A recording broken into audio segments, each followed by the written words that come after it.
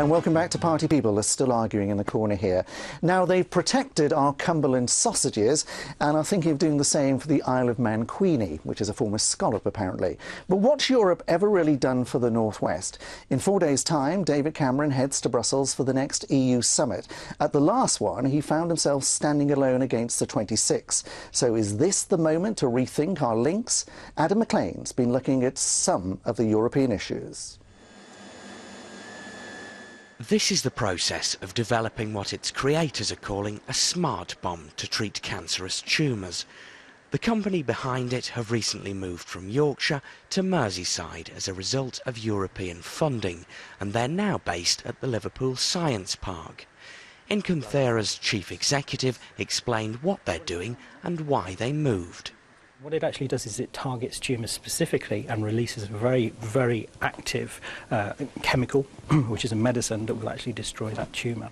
Over here in the Northwest, with the emergence of the Spark Fund, we have an opportunity to take that money and to actually get these things on track and bring them through to the marketplace. So that's the primary reason for coming over here. Incanthera is one of several companies attracted to the region by the Northwest Fund, a European investment in local entrepreneurs and businesses. We manage a £185 million investment fund which has been sourced from the European Commission through ERDF funding and the European Investment Bank. It's designed to support the growth of SMEs in the region and importantly we're here to create a legacy fund through making commercial investment and generating returns from the fund which can then be used to create a subsequent fund to back the next generation of entrepreneurs. According to the think tank Open Europe, the North West has received £1 billion in structural European funding, financing initiatives like the North West Fund. But they say the region has paid out £3.1 billion, effectively resulting in a loss for the North West. Open Europe also estimates the most expensive European regulations will cost the economy £184 billion this decade. One regulation affecting businesses comes in the form of the Agency Workers Directive. Kinetic provides recruitment and human resource services to a variety of industries and often faces European regulations. Certainly I could sit here and say red tape is a big burden to our organisation. Agency workers specifically cost us in the region of, for a 65-man company, cost us about £50,000 to £60,000 in systems, processes, insurances. So on a cost basis internally, it's certainly added cost. My biggest concern, it slows things down. It slows our relationships with our customers when they want fast labour, when they suddenly get a large order coming in and they suddenly need anything from 2 to sometimes 100 people quite quickly. And so something like the agency worker regulations will make us have to go through a number of other hoops before we can actually get those people on the line and getting things done. As the Eurozone struggles with its debt crisis and leaders clash over political reform, will the Europe of years to come be the one we know today? Very good question. Still with me to answer that are Andrew Stunnell, the Lib Dem MP for Hazel Grove and the Government Minister. Stephen Mosley is here, the Conservative MP for Chester and a recent Tory rebel on Europe, as well as Barbara Keeley, who represents Worsley and Eccles South for Labour. Minister, if I can turn to you, do you get on your knees every day and thank Gordon Brown for not taking us into the euro? Well, I think we just need to start with the facts and figures which were presented there for a start. I mean, Open Europe is a think tank devoted to getting Britain out of Europe, and it doesn't really mind what statistics it uses to try and prove that. The North West is hugely reliant on our links with Europe for jobs, let me come for on to that. exports and for employment, and that's absolutely right for the North West and for the country. Well, let me come on to Open Europe in a moment, but let's go back to the question. Do you get on your knees and thank Gordon Brown? I've never got on my knees and thanked Gordon Brown, and I have no plan to do so in the future. That's official government policy, by the way, Rob. I think we should all be grateful to Gordon Brown for not taking us into the euro. He's left us with the huge mess that we're trying to sweep up at the moment, financial mess, which, of course, is costing us very dearly. Well, OK, official government policy is something we always welcome on this programme, so give me another one. Are you still in favour, I know David Cameron's position, but are you still in favour of going into the euro, Britain going into the euro? It's obviously not going to be right to go into the euro at the present time, is it? I don't think anybody can possibly say that. There's a but in that, though. You would like to? Well, the future is a long way away, as they say. So you might do?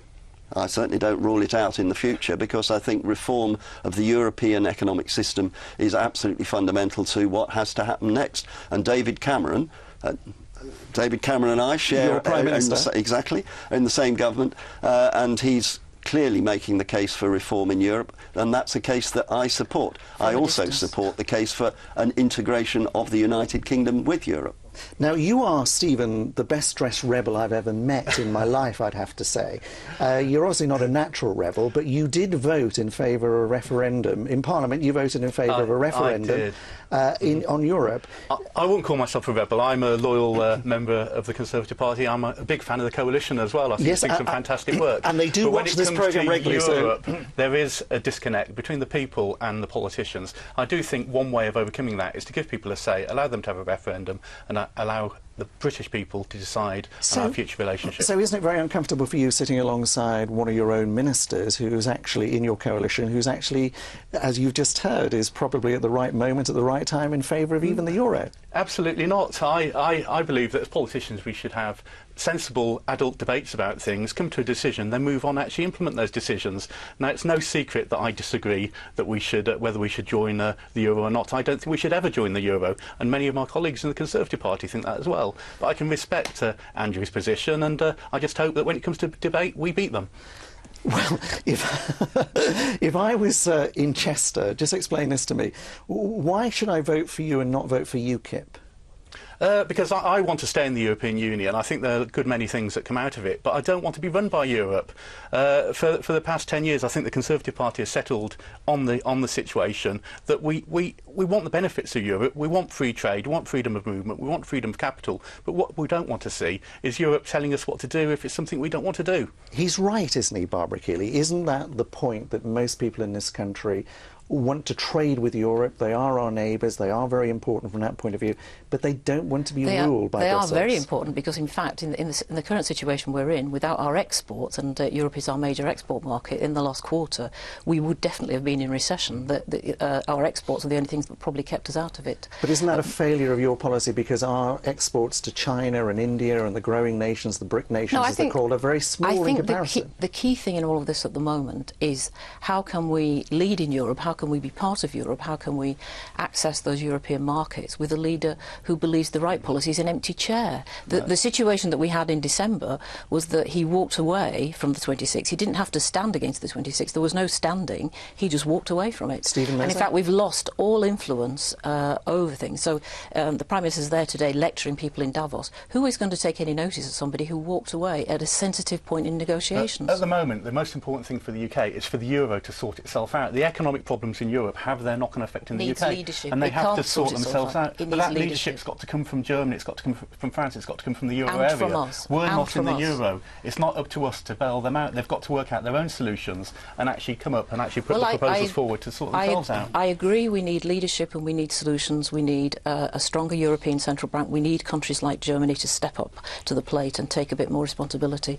But also we need to be in there. We're too tied to Europe. It's too much an important market for us not to be taking the leadership position that we've always had. We should not leave an empty chair. Yeah, but if we want Europe to change and develop, and incidentally we are part of Europe whether we like it or not geographically, but if we want Europe to change, we've got to be there in those discussions, making things happen. And it's right for David Cameron to be going in 4 days' time to do exactly that. And there should be a strong dialogue between the United Kingdom and the other countries in the European Union to build that consensus for change, because that's what we have to do. I do agree we've got to negotiate, but you've also got to have your red lines that you won't cross. You can't go into any negotiation if you're going in there saying these are the lines we won't cross, and then if you do then cross them, because you lose all credibility. Stephen, he didn't go into the negotiations. He was sitting on his own. Let's not reopen those negotiations, but in your view, Stephen Mosley, has the European Union been good or bad for the northwest of England? I think it's been fairly mixed. We've gained huge benefits, as I said. We can trade freely with Europe, we can move to Europe, we can travel to Europe without any problems at all. That's absolutely great. But when you do look, we heard on the tape, we heard about some of the regulations and the cost of those. It has got an impact every day on businesses and on wealth creation in the northwest. If we ever came out, as some wanted with the referendum, if we ever came out, would that be good or bad for the region? I think it would be disastrous. I agree with Barbara in terms of jobs, in terms of exports, in terms of the environment. So much of the environmental protection we've got is backed up by European legislation, and one man's red tape is somebody else's safety net and lifeline. So I'm in favour of cutting away unnecessary red tape, European or British, but I'm also in favour of making sure the safety nets stay in place and people stay safe and secure. And getting out of Europe isn't the way to do that. In the last few seconds, if that is the case, then why have you failed so badly to get that message over to the public? Well, you haven't invited me on this programme often enough, Rob. That's the solution, isn't it? Prime Minister with an empty chair, Prime Minister who walked away from it, that's the reason. From my perspective, I'm not trying to preach to the public. I'm just listening to what they're telling me and taking it back to Parliament. And if you appeared on this programme more regularly, you think you would convince our viewers? I'm sure that they would see the wisdom and common sense of the point of view that of everything you were saying. No, jobs and exports and the environment, all of those things are hugely reliant on our partnership with Europe. Thank you all very much indeed for joining us. That's it for now. We're back on the February 23rd from all of us here on the programme. Good morning.